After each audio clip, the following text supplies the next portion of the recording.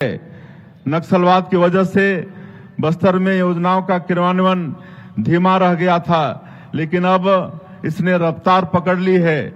नक्सलवाद ने लोगों को बेघर किया। हम हथियार छोड़ मुख्यधारा में लौटने वाले लोगों को पक्का घर दे रहे हैं। इसके लिए 15,000 आवास हमने स्वीकृत किए हैं।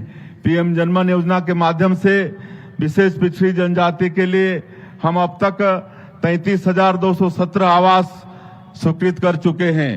हमने छत्तीसगढ़ महतारी को संवारने का संकल्प लिया है। छत्तीसगढ़ महतारी को गढ़ने में, संवारने में सबसे ज्यादा भूमिका हमारी माता बहनों की है। मुझे खुशी है कि महिलाओं के सम्मान का पूरा ध्यान रखते हुए हमारी सरकार महतारी बंधन योजना के माध्यम से करीब 70 लाख महिलाओं को प्रति माह 1,000 रुपये की सम्मान राशि प्रदान कर रही है। अब तक 23 किस्तों में 14,948 करोड़ रुपए की राशि माता बहनों के खाता में भेज चुके हैं। प्रधानमंत्री जी ने अगले 10 सालों में देश को मैकाले की मानसिकता से पूरी तरह से मुक्त करने का लक्ष्य रखा है। भारत एक समय विश्व गुरु रहा, लेकिन मैकाले की मानसिकता ने समाज पर ऐसा असर डाला कि लोग हर विचार को पश्चिमी नजरिए से देखने लगे और अपनी भारतीय संस्कृति के आदर्शों को भूलते गए। इस मानसिकता को भारतीय मूल्यों से युक्त शिक्षा से बदला जा सकता है। जब हमने सरकार का कामकाज संभाला तो हमारे सामने एक बड़ी चुनौती शिक्षा को लेकर ही थी। यह 2 कारणों से थी: अन्नदाताओं का सुख और संतोष। इस रजत जयंती की यात्रा में हमने किसान भाइयों की मुस्कान उन्हें लौटाई है।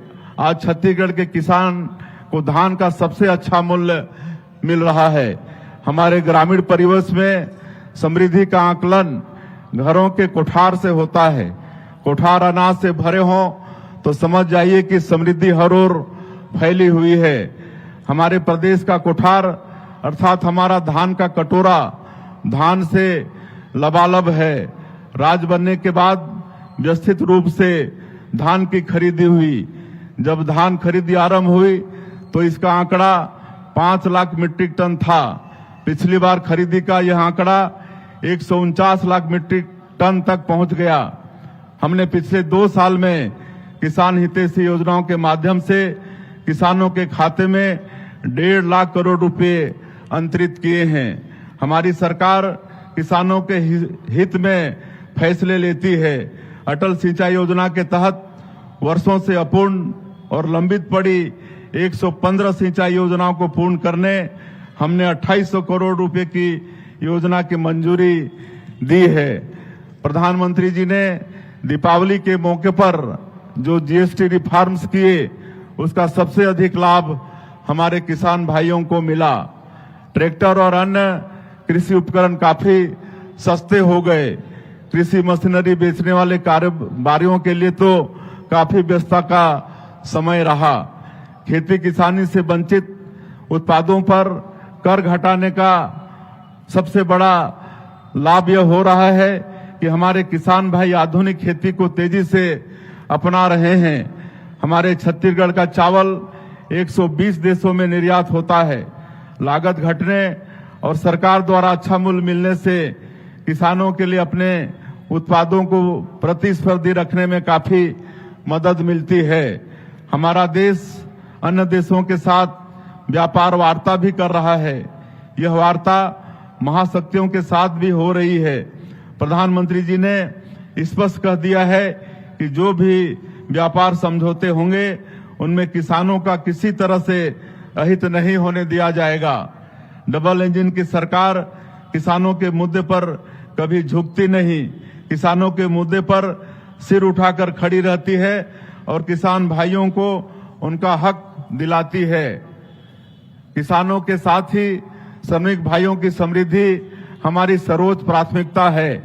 हमारी सरकार ने 2 वर्षों में 29 लाख से अधिक श्रमिकों को विभिन्न योजनाओं के माध्यम से 800 करोड़ रुपए से अधिक राशि अंतरित की है। महिला सशक्तिकरण के उद्देश्य को देखते हुए रात की पाली में भी महिला श्रमिकों के सशक्त नियोजन का प्रावधान किया गया है। 2 वर्ष में ही कर्मचारी राज्य बीमा अधिनियम के तहत बीमित कामगारों की संख्या 4,60,000 से बढ़कर 6,26,000 हो गई है।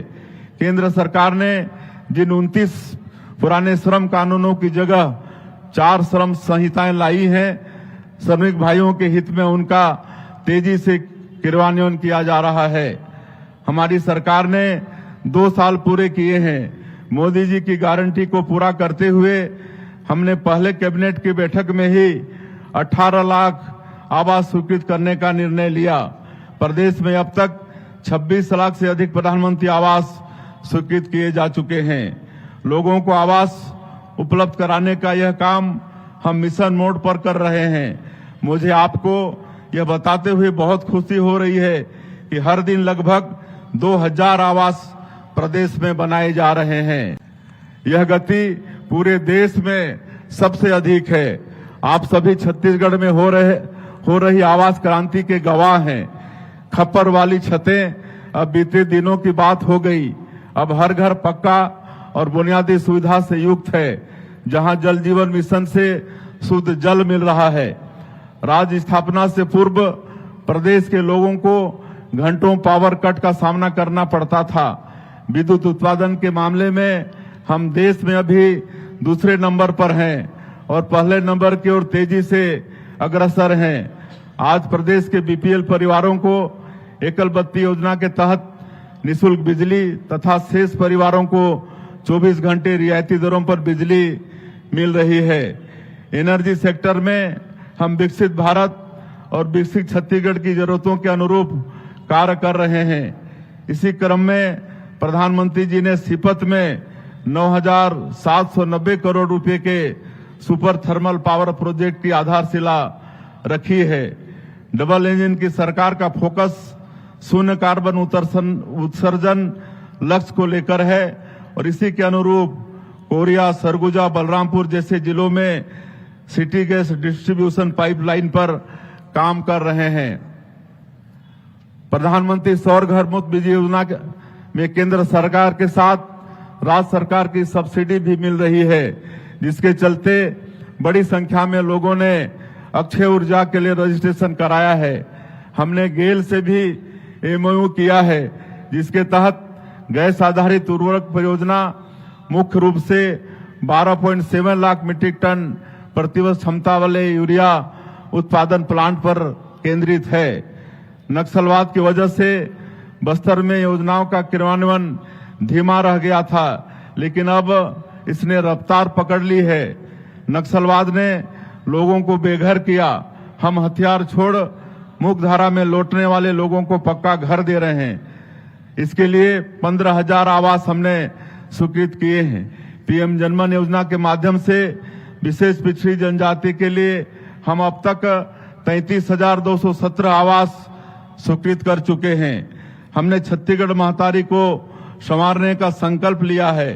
छत्तीसगढ़ महतारी को गढ़ने में, संवारने में सबसे ज्यादा भूमिका हमारी माता बहनों की है।